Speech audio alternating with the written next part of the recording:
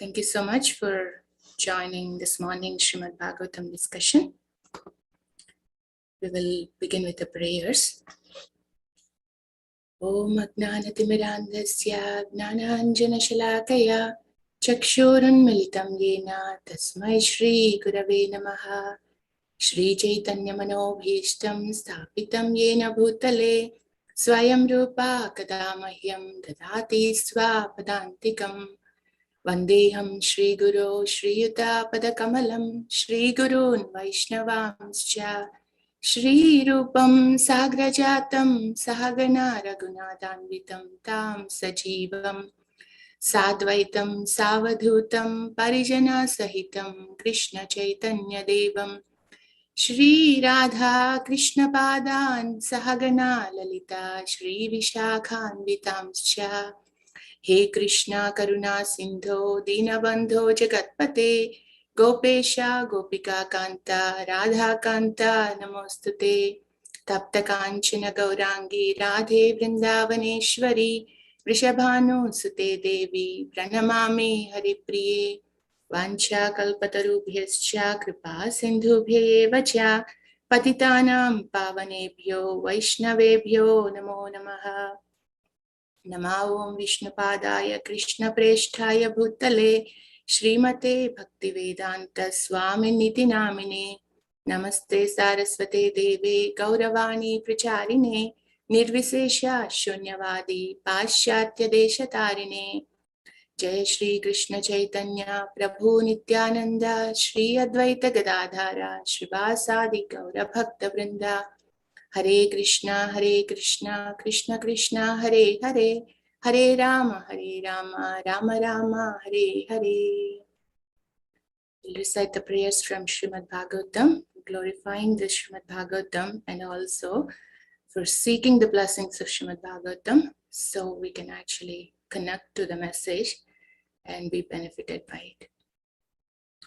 Narayanam namaskritya naram chaiva narottamam Devim Saraswatim Vyasam Tato Jayam Udirayet Shushrusho Shraddadhanasya Vasudeva Kadharuchi Syan Mahatsevaya Vipra Punyatirtha Nishevanat Shrinvatam Swakadha Krishna Punyashravana Kirtana Hridayantastohya Bhadrani Vidhunoti Suhrutsatam Nashtaprayeshu Abhatreshu Nityam Bhagavata Sevaya Bhagavati Uttama Shloke Bhaktir Bhavati Naishtiki Tadharajastamo Bhava Kamalo Bhadayaschaye Cheta Etar Anavidham Sthitam Sattve Prasidati Evam Prasanna Manaso Bhagavad Bhakti Yogataha Bhagavat Tattva Vijnanam Mukta Sangasya Jayate Vidyate Hridaya Grandhis Chidhyante Sarva Samshaya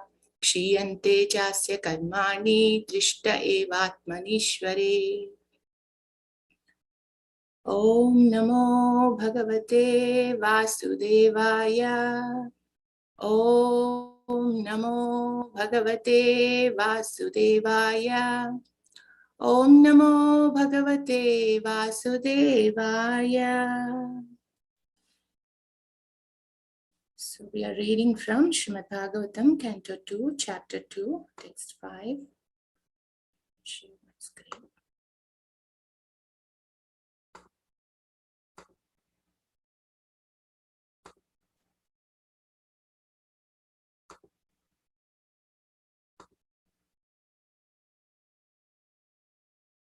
Are you able to see the screen?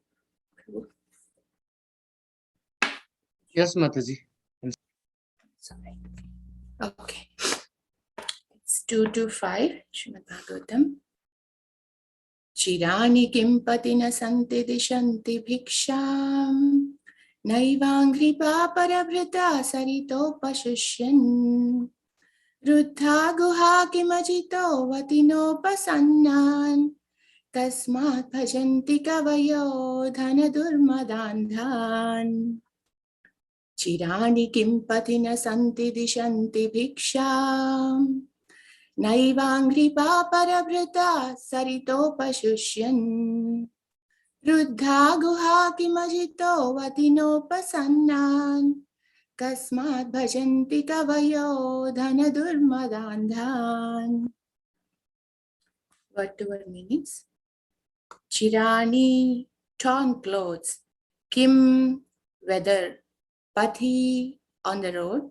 Na, not. Santi, there is. Dishanti, give in charity. Bhiksham, alms. Na, not. Eva, also. Angripa, the trees. Parabrita, one who maintains others. Sarita, the rivers. Api, also. Ashushyan, have dried up. Ruddha, closed. Guha, caves. Kim, weather. Ajita, the Almighty Lord. Avati, give protection. Na, not. Upasannan, the surrendered soul. Kasmat, what for then? Bhajanti, flatters. Kavayaha, the learned. Dhana, wealth. Durmada andhan, too intoxicated by. Translation and purport by His Divine Grace A.C. Bhaktivedanta Swami Srila Prabhupada Ki Jai. Are there no torn cloths lying on the common road? Do the trees which exist for maintaining others no longer give alms in charity? Do the rivers, being dried up, no longer supply water to the thirsty? Are the caves of the mountains now closed? Or, above all, does the Almighty Lord not protect the fully surrendered souls? Why then do the learned sages go to flatter those who are intoxicated by hard-earned wealth? This is in continuation to the last two verses. The theme is continuing. Purport. The renounced order of life is never meant for begging or living at the cost of others as a parasite.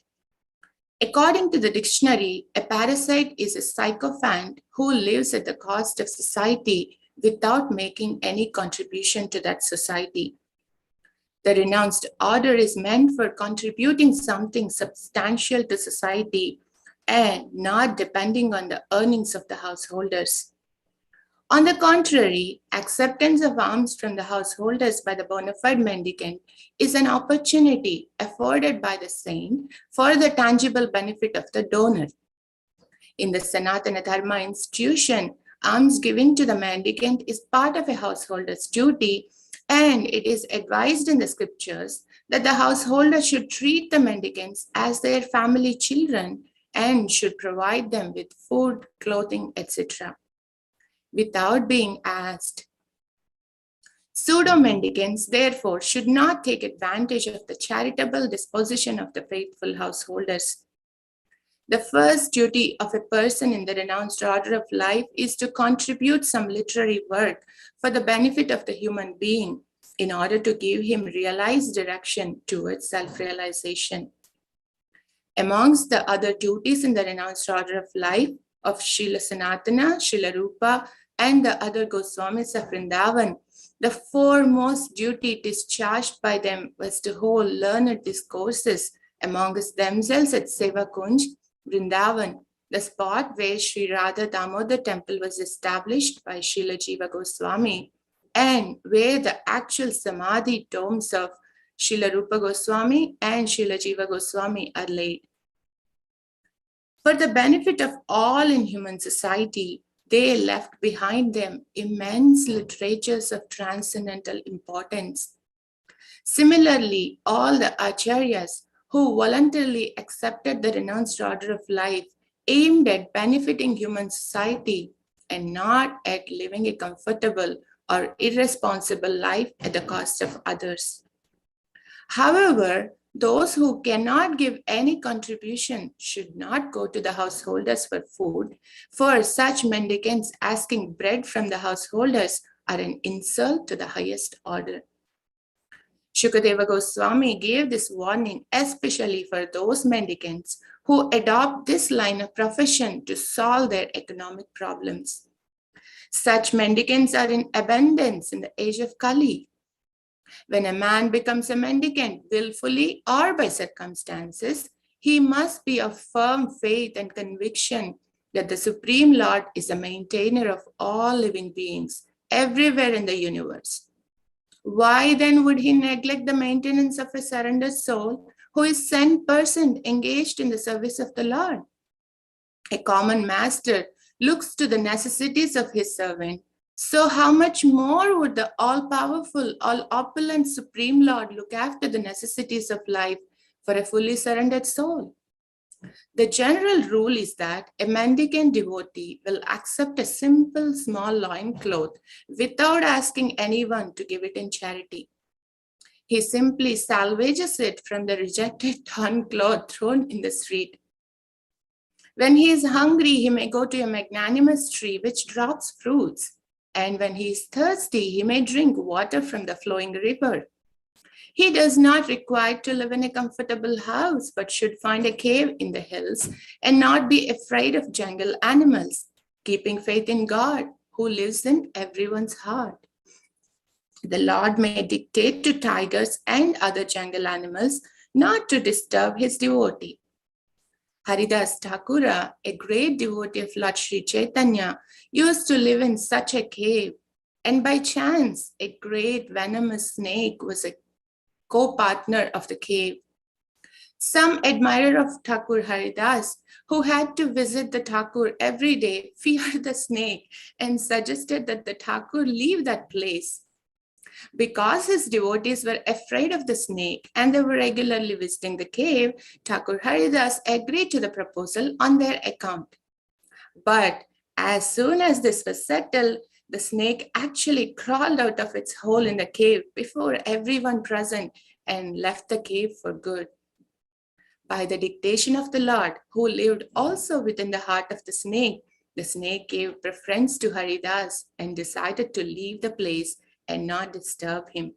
Very amazing, yeah?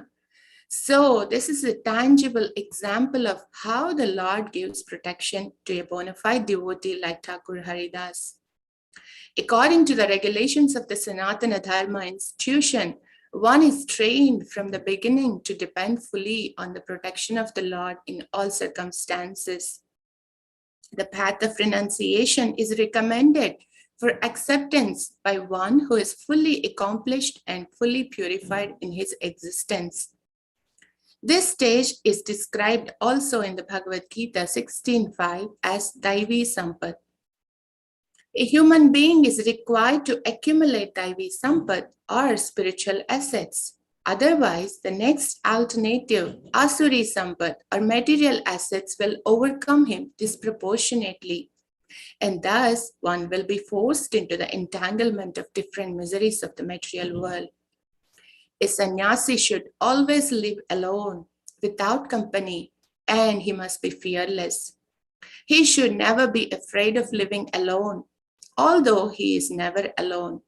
The Lord is residing in everyone's heart, and unless one is purified by the prescribed process, one will feel that he is alone.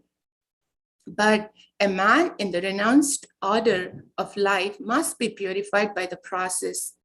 Thus, he will feel the presence of the Lord everywhere and will have nothing to fear, such as being without any company. Everyone can become a fearless and honest person if his very existence is purified by discharging the prescribed duty for each and every order of life. One can become fixed in one's prescribed duty by faithful oral reception of Vedic instructions and assimilation of the essence of Vedic knowledge by devotional service to the Lord. Such elaborate and beautiful purport.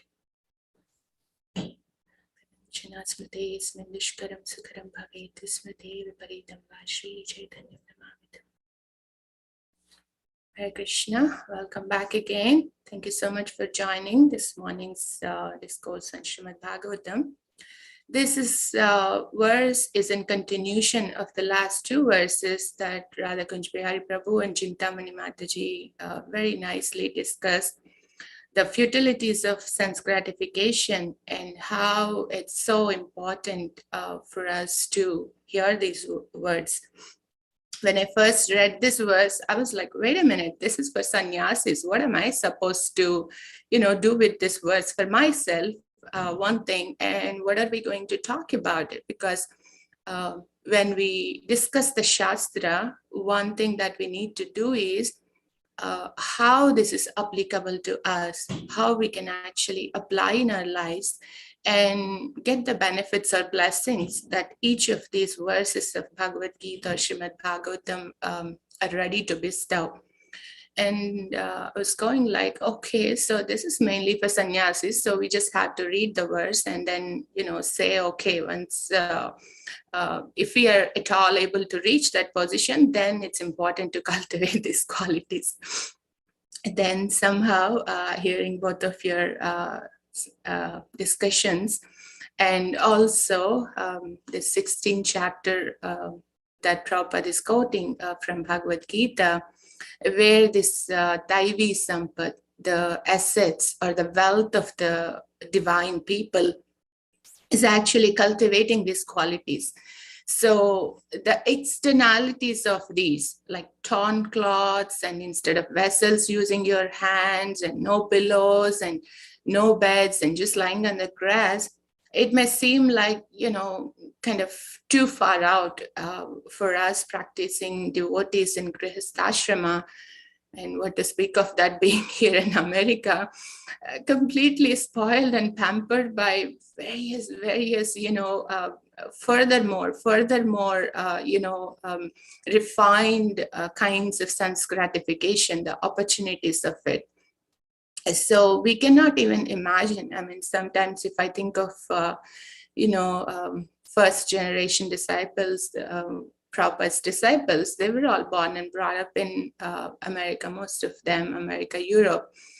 But if we hear the stories, how they are, taking bath in this cold shower early in the mornings of winter, it's unimaginable. I mean, I don't know, we may get cold and this and that, whatnot. I mean, at least for me, I cannot even imagine that. But it actually shows that spirit. Of course, we cannot, one thing I was thinking when we are reading these verses, we cannot artificially go to that stage of renouncing everything, saying, okay, forget about everything. We're not supposed to have any sense gratification.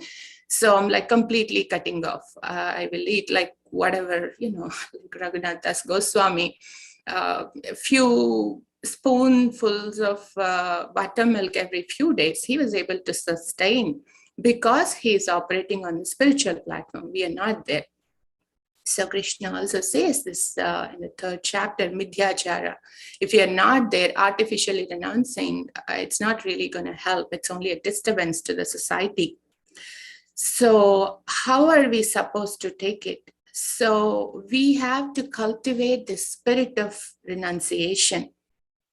And we can follow in the footsteps, so that imitation and following, right? All of us are aware here. So we need to adopt to that, following these great acharyas by spirit. And Prabhupada himself is a beautiful example of this, how he is describing for the renounced order, the sannyasis, they are actually benefiting the society. It's not that, sometimes when the spiritual master or a senior devotee visits the homes or temples, we are advised to give charity. And it's like, okay, what are they going to do with all this money? They don't have anything. I used to think of it like that in the beginning days. Not in an envious way, but like kind of curious. Why are they doing it? What do they do with this money? But Prabhupada here is telling so beautifully, it's not for their own thing. It's actually, it's an opportunity afforded by the saint for the tangible benefit of the donor. That's really amazing, because if you see, in one sense, they're actually renounced and they don't want to really deal with all this stuff, right? I mean, taking Lakshmi and then, giving the account. I have seen some of the senior disciples, Maharajas, how they actually give the whole accounting, how much donations they have received and what all they have used and how much is remaining, what are they planning to do with that. they don't have to go through all this stuff. I mean, they have, complete absorption in Krishna, and it's actually unnecessary, burden for them. But they are taking that for the benefit of us, so that we actually get an opportunity to do some service. By that service, we can gradually, get help by this to come out of this sense gratification. And I was just hearing this about 6 Goswamis, and Prabhupada is describing here, they are completely absorbed in their discussions. They could just happily chant, do kirtans among themselves, and just be happy. But they have spent so much time to actually put them into writings and pass them on, and this whole book distribution aspect, because they want to benefit the society. This verse of Shad Goswami Ashtakam, right? The second one, it goes, Nana Shastra Vicharanaika Nipuno Sadharma Samsthapako Lokanam Hitakarinau Tribhuvane Manyo Sharanyakaro. Lokanam Hitakarinau. Because they have so much compassion, they wanted to give to all these people. And it's really out of that compassion that they put so much of effort to put all this literature in writing. And, just thinking of Prabhupada, what he has done for most of us. Yes, the acharyas have given all this literature, but we wouldn't have access, or we wouldn't have any idea even about any of that if not Prabhupada's compassion. We had this essay for Bhakti Shastri, so most of the things that might be coming from there, because we just had the Bhakti Shastri exam for the last module of Bhagavad Gita, and one of the open book essays was how Prabhupada's mood and mission is reflecting to help people come out of modes of passion and ignorance.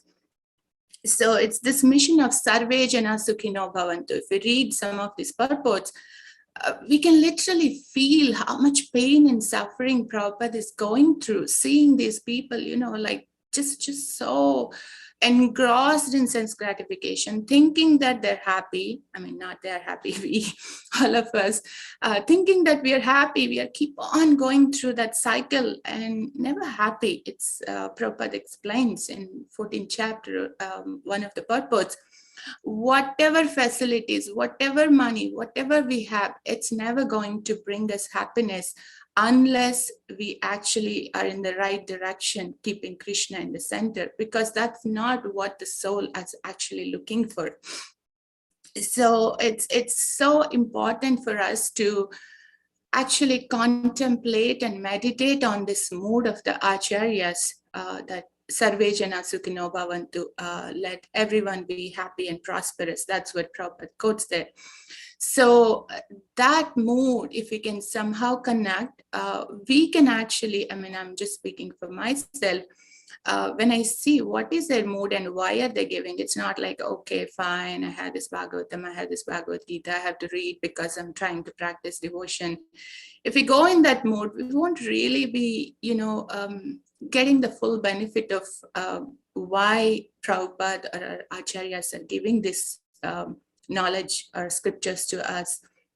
If we can connect to their mission and how much they have gone through, just reading Prabhupada Lilamrita, how much he has to go out of his way. He's not bothered about his comfortable life. Happily, he could have been in, Radha Damodar temple in Vrindavan, and he was like already perfected in his chanting, hearing everything.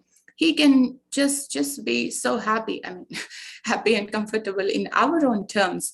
But for him, fulfilling the mission and instruction of his spiritual master, and to help all these struggling, suffering souls all around the world, that is his happiness. That is what was actually driving him. So that must be there for the house. Of course, here Prabhupada is talking about mainly for the renounced order of people. that aspect of that mood and mission has to be there. Otherwise, what happens if you see, sannyasis and they come and beg, we actually lose faith in that. Most of the times, that's what we see in Kali Yuga. Like, if we see sannyasis or someone says spiritual mission, oh, fine, I'm good. I don't want to do anything with them. Because there are so many of that pseudo mendicants, as Prabhupada is talking, people literally lost faith in that, the kind of order itself. So it's so important to actually, uphold those principles that are laid for this ashram of sannyas, so they can actually set the example for other people. And from the householder side, Prabhupada is writing here, they have to take care of these sannyasis as their family children. Like, if it is for our children, whatever they ask for, even the things that they don't really need it. We actually tend to, spend how much ever money and then actually buy. We don't even question, is it really needed? If we have to give, like, let's say, some whatever, let's say $1,000 to the temple, we'll be like, oh, do I give now or next month or this or that? We'll have so many of this, kind of questions and all this stuff. But if it is something for the kids, they're asking for this computer or whatever, which who knows what they will be using. Playing video games for like most of the time. We don't really think, oh, they need it. Oh, my child needs it, so I have to buy. So that kind of a attitude is there. So we somehow have to consider this renounced order of mendicants, that we have opportunity to serve as family children, the way we actually serve our children. That is the attitude we need to have. Not that they actually need money or these assets, but it is to purify us. And so these can be used in Krishna service, because they are even more, particular about using it in Krishna service, because they don't want to be entangled. At least the, very sincere and senior devotees, they are very, very careful about these dealings and about their own spiritual lives. So they are never going to use it, for some whatever purpose. There may be people out there. So we have to be careful when we are giving the charity, whom we are giving. So that is about how a renounced person has to uphold the principles. And from the householder side, or practicing devotees, how we need to understand their mission and really try to take that in. And the next point that Prabhupada is talking about here is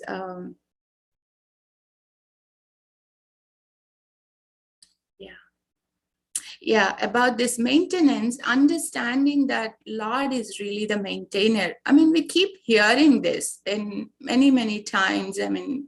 Throughout Bhagavad Gita and Bhagavatam, this principle is being spoken all the time. And Prabhupada is actually quoting here from the 9th chapter, this Ananyas Chintayanto Mam Ejana Paryupasate Tesham Nityabhiyuktanam Yoga Kshemam Vahami Aham. Krishna says, personally, I will carry what they lack and I will preserve what they have. So he is promising that he would actually take complete care of these surrendered souls. And we have so many examples throughout the scriptures, and most of us are aware of those examples. And we may question, hey, wait a minute, but Krishna says, Ananyas Chintayanto Mam. Only those who are like unalloyed devotees, who are completely in his consciousness. So I'm not there. So I actually need to, work on my own little bit, because I need to maintain myself. So Krishna actually takes care, whichever stage we are. If we see through how he is a maintainer, we had this section in chapter 15 of Bhagavad Gita, how Krishna is the maintainer in different levels, at cosmic level, just maintaining all these planets and this whole entire creation. Just mind-boggling. He doesn't have to go through this whole process. He can say, okay, this little living entity, he doesn't want to stay here in the spiritual world, let him do whatever he wants. But no, he has so much of compassion and love for us that he goes through this whole entire process of creation, and he engages these higher living beings, demigods, as different administrative agents, so that we can try to fulfill our propensity to enjoy separately from him, and understand that it's not possible, and then be purified and reformed to go back to him, to our original position. So in that cosmic level, he's maintaining all this creation and planets, everything. And then he's supplying all the food items and giving the juicy vegetables. And Prabhupada writes very beautiful purports in that section. Without Krishna, it's just not possible for us to live. And the most wonderful thing is he is living inside as Paramatma and giving us these directions. Not only that, at physical bodily level, he's helping us to eat and digest. It's like, I mean, who would do that? Like such a kind of, care and protection and arrangements for these little tiny jivas who are actually, kind of rebelling and going against him. It's not even like, okay, they're very obedient, so I will take care of them. Prabhupada is writing here, a nice master actually takes care of the servants' needs nicely. But here is Krishna. He is taking care of even the servants who are rebelling him and who doesn't want anything to do with him, who completely want to forget him. Even then, he is not leaving their care. So that's really his, limitless and completely causeless mercy and love, his magnanimity. So this is another aspect which really touched me as I was going through this purport. If I can really meditate on this, I think that can propel me to really go out of, this whatever questions or kind of doubts about Krishna or his kindness or his maintenance for us. And this example that Prabhupada is quoting, Haridas Thakur, how the Lord living in the different living entities, he actually, arranges the protection of such pure devotees. And, there are so many examples. And Prabhupada was quoting in the lecture on this verse about this Mrigari. When Narada Muni instructed him, just leave this profession, he says, how am I going to live? How can I, feed my family and maintain myself? Then Narada Muni says, I will provide the arrangements. You don't worry about it. You just leave this profession and just, be in that meditation of God.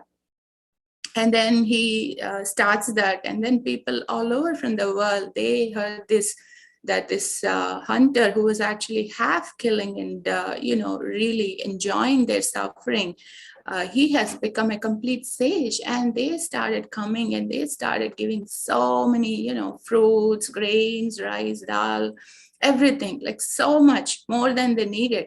And he would be like, oh, what am I going to do with all this? It's so much more than what I need. That kind of adherence to Narada Muni's instructions, he was able to realize how Krishna is actually the maintainer. So something that we can take from that example is, of course, we are not advised or instructed by our spiritual masters to completely leave everything and then, go to the forest. But whatever instructions they actually gave us, if we can somehow incorporate our intelligence and use it completely to fulfill those instructions, that can actually help us not to go over doing, this extra endeavor that is needed for getting extra money and extra sense gratification. So that is the way we can actually, be helped. And Prabhupada is bringing this beautiful thing here. This stage is described also in the Bhagavad Gita 16.5 as Daivi Sampat. A human being is required to accumulate Daivi Sampat or spiritual assets. Otherwise, the next alternative, Asuri Sampat or material assets will overcome him disproportionately. And thus, one will be forced into the entanglement of different miseries of the material world. So this is very important for us to understand. If we don't consciously cultivate this divine nature or the Daivi Sampat or the qualities that Prabhupada beautifully brings out in the 16th chapter, we will be falling victim because we keep hearing if we need to leave something, we have to cultivate something. Like if we read these verses, we may be thinking, oh, wait a minute, I have to stop all my sense gratification. I shouldn't be doing this. I shouldn't be doing that, and all that stuff. I have to control my senses. I have to control my mind. I need to do this, do that. But unfortunately, it's not possible. We may be able to do for a day or two or three or a week, but then we will be going back to our old ways unless we cultivate that higher taste. So Prabhupada is quoting here this Daivi Sampat, the wealth of the divine nature people. We have to cultivate the spiritual qualities very consciously. Otherwise, it's very difficult for us to negate the just that tendency for sense gratification. I've heard last week, which was like really striking for me. This is based on Madhurya Kadambini, based on the writings of His Holiness Bhaktivedanta Maharaj. And he brings up this aspect of how this laya or sleepy condition, when we are kind of drowsy while chanting or hearing, it actually arouses more and more bodily needs. I was thinking until that point, there are a few months, I was like, simply kind of chanting apathetically and not even like putting any endeavor. Okay, fine, I can wake up in the morning, I'll chant whenever. Okay, fine, I can focus on my holy name, so I'll chant whatever. So, I was kind of in that, some distracted, apathetic space. And when I heard this, it literally shook me up from that slumber. It's not like, just by our endeavor, we are able to focus. But if we don't have that conscious endeavor, we can easily fall into further and further distracted space, and which will lead to more and more sense gratification. So it's not by, constantly striving ourselves, I have to stop this, I have to stop that, but it is by cultivating our attentiveness and our faith in the holy name and the spiritual experiences where we can fully experience that satisfaction. By that, we will be able to, give up these lower tendencies. I was thinking of last Monday evening, Nityananda Trayadashi. We had wonderful, such an enlivening evening. It's been so long, definitely that could have been one thing, so longing for that kind of experience in the association of devotees and to receive the mercy of Lord Nityananda. The class and the bhajans and the whole atmosphere was so ecstatic that, the devotees fasting, and then, the program was only supposed to be till 7:15 or whatever. And then, we were keep on going through the bhajans and like, one more bhajan. Nobody even wants to go and have prasadam or whatever, because we were feeling so satisfied with that spiritual happiness. It's such a, kind of that intense experience that our senses are actually longing for. So when we have those kind of experiences, then, it's easier for us. Of course, we won't have that experience every day. So at least when we have those kind of experiences, we can capture them tightly in our heart and then, go back to the Lord and then understand that really so much of that ecstasy and happiness is there in the holy name, in the association of devotees, and in Srimad Bhagavatam. When we understand that, then, slowly we can try to cultivate that attention in our primary focuses, primary sadhana with focus. And that would actually help us cultivate the spirit of renunciation from the sense gratification.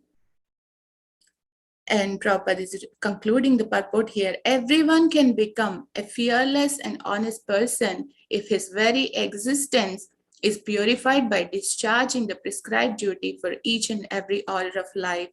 One can become fixed in one's prescribed duty by faithful oral reception of Vedic instructions and assimilation of the essence of Vedic knowledge by devotional service to the Lord. So this is important, the purification of our existence. And when we are able to hear and then try to apply, Prabhupada is writing here, assimilation of the essence of Vedic knowledge.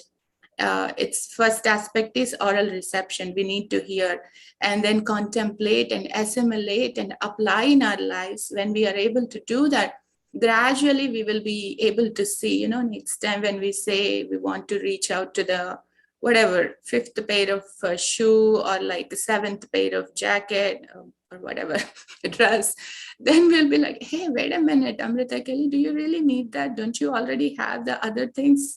Isn't it enough? So gradually we will see that shift of our consciousness, and that that purification will be there. Then we can gradually go to this stage. Of course, we may not externally reach this stage, as Shukadeva Goswami is mentioning here, but the main thing is we don't have to unnecessarily keep going. Of course, here he's talking about renunciants. They don't have to go to this hard and wealthy intoxicated people, flatter them to meet their necessities. But even for us, we can actually think of whatever job or prescribed duties we are in. We don't have to be overly concerned for our maintenance or getting more and more money. When we have that kind of consciousness, we can actually, focus more and more on the cultivating the spiritual life, and not so much anxiety towards our, maintenance or increasing our level of sense gratification. So I'll conclude here. So the main thoughts that I was, contemplating and I wanted to bring up here is, for the renounced order of life, how important it is to uphold these highest standards of not just depending on the householders for their maintenance, but actually give them this opportunity for charity and to benefit them by the literatures and by uplifting them with spiritual knowledge, and by helping them cultivate this, so they can be rid of all these sufferings of modes of material nature and the effect of sense gratification. And from the householder side, we need to understand the mood of these acharyas and the compassion of them, and be eager to receive their compassion, and in that mood do the charity, and then cultivate that spirit in our own lives. And the next point is understanding how Krishna, as the all opulent, all pervasive, and all merciful, how he is maintaining the living entities, irrespective of whether we are able to see that or not. He is actually maintaining each of us. So if we understand that and work in that consciousness that Krishna is actually there and he is maintaining me, he is actually giving me this opportunity to utilize my, whatever little skills or energy in this particular work or service or anything. And so that should be the back of our mind. And finally, when we hear Srimad Bhagavatam and try to assimilate that knowledge and apply in our lives, that will lead to purification of our existence and development of these spiritual qualities, which can help us gradually become free from this tendency of sense gratification. So I'll stop there and invite all of you to kindly share your thoughts, any corrections, any additions. Thank you so much.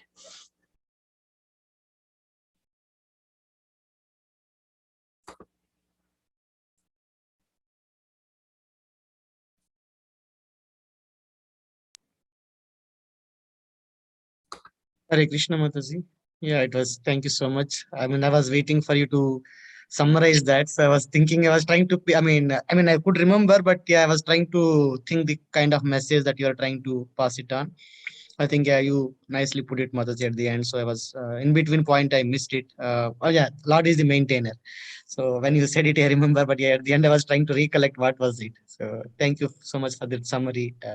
So one is, I think, the way, from our perspective, the attitude while one is giving charity, and it's not that it's our own thing that we are giving it. It's Lord is the maintainer. I mean, that example of Murugari, right? So I think you gave it nice example. So, and at the end, we need to consciously cultivate those qualities, right? So then we will be able to get, at least I know it's not going to come by our own endeavor, but yeah, at least by doing that, Lord will manifest in us. So thank you so much, Mataji. It's nice class. Thank you so much, Prabhu. Thank you. Hare Krishna Mataji, please accept my humble obeisances. All glories to Guru and Gauranga. Please accept my humble obeisances to Prabhu. Mataji, wonderful class in the morning. You expounded Prabhupada's purport so well, and basically you made a smoothie out of it and gave it to us. Prabhupada has that capacity. And like the way you compared Atyahara versus, the mood of giving, charity, that was also actually, it was hitting the right points in the heart, causing some guilt consciousness also. So it looks like it's doing its job now. Yeah, I think it's very important for us to hear these again and again, right? It's like, okay, I heard once upon a time Krishna is a maintainer, I have to give it or be done, but we were so lost in our own things. Yeah. And then finally, you summarized it. That summary looked almost so similar to what the summary of Bhagavad Gita itself is. So thank you so much, Mataji. Hare Krishna. Yeah. Yeah, my whole thought process is, that chapters 13 to 18, it's a beautiful, just so wonderful. I'm appreciating Prabhupada's purport so much. The study really helped a lot. Yeah, thank you.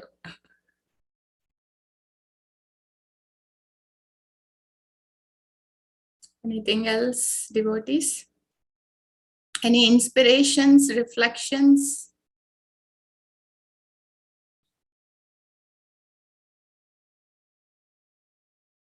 I thought we'll have some discussion, so I stopped a little early so we can have some time.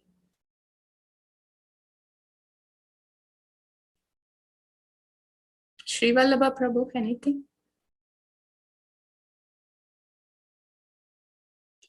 Hare Krishna Mataji. Thank you so much for the wonderful class. No, I'm still spellbound. You've got my wheels spinning in my head right now. Sorry. No, this is wheel spinning in the right direction. Otherwise, it's spinning in, all over the place in different directions. And you know what happens? Can you just imagine when you're driving your car and your wheels decide to spin in 4 different directions? And let's even assume that the stepney, the spare wheel, the spare tire that's sitting in the back of your trunk, which you think is sitting very innocuously in the back of your car, and what if it jumps out and starts spinning in yet another direction? So you will have 5 wheels spinning in 5 different directions. Can you imagine where the car is going to be? And then the steering wheel is also spinning in a completely different direction. Gosh, so that's where we are in our day-to-day lives. That's where we are. We don't realize, and we keep fooling ourselves, thinking that we are in control. We are not in control by any means, right? And so thank you so much for your class, because it's definitely got my wheels spinning in the right direction. They're still spinning, but they're spinning in the right direction. So thank you for that. Thank you so much, Prabhu, for sharing that. It's literally put that visualization in front of me. We were driving whichever day, Tuesday, I think, right? Tuesday or Wednesday, I forgot, the snow day. I think Thursday, actually. Yeah, so we were driving and the car wasn't moving. It's literally floating. We wanted to go in one direction when we were coming off from the signal, and it's literally going another direction. As you're saying, we understand we want to go in this direction. We understand, at least, all of us who are here, at least we we are fortunate enough to receive this knowledge. And then even more fortunate enough to be blessed by Krishna, to have that faith and sincere desire to actually, cultivate our life and go in this direction. As you're saying, we want our car and wheels to spin in this direction. But the material world and the whole environment, it's so crazy. Like the snow day, it's going in all the directions. And Prabhu, you are saying that. I mean, being here in this moment and serving in so many amazing ways, you're saying that. So I can only imagine. No, Mataji, that's we're all on a journey, and we all have different starting points. So yeah, we may have at least a perception maybe that we've been in this movement for a while, but my starting point is way, way, way behind most devotees, including yourself. So I've got a long ways to go before I can even get to where you all are. So, but thank you so much for the wonderful class. Thank you, Prabhu. Yeah, it's definitely inspiring to see all the senior devotees, in spite of how much you're doing, in spite of the life where it's taking. Yeah. Thank you. All I can say is that we're so fortunate because we have the gift that Prabhupada's given us. So we just need to make an attempt to receive it. That's all we need to do. Receive it with an open heart. Yeah, very true. Thank you. Anything else? Sandhya Mataji? I'm picking on devotees. Hare Krishna, dear. Please accept my humble obeisances. All glories to Guru Maharaj Srila Prabhupada. I would so much like to echo what Sri Vallabh Prabhu was saying. Being here in the moment for years and years, and my starting point was way negative. So get to a zero place. But I must say, it is such a pleasure listening to our youngsters, you like yourself, and who have got it in the beginning, and how you put it in so many nice ways. How to build that, that spirit of enthusiasm for the right, plane, right platform.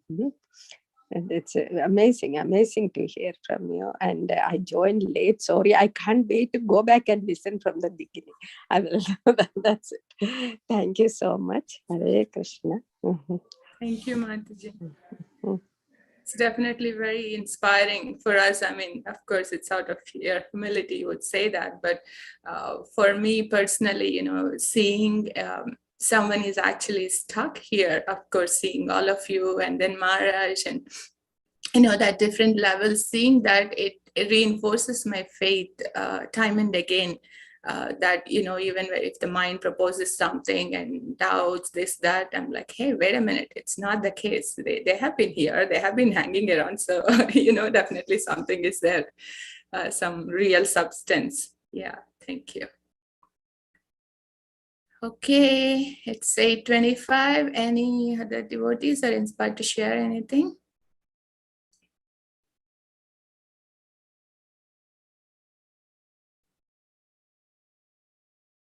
Chandana Mataji, Anita Mataji, or Kalpataru Mataji? Any words of wisdom?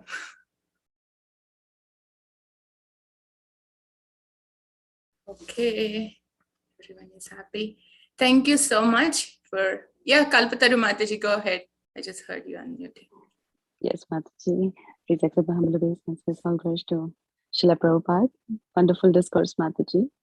I heard so many times in your lecture today that you said, wait a minute, and you think, and then, so it shows, Mataji, that how much you must be, internally contemplating, and you must have prepared for this class, and then it came out actually, literally.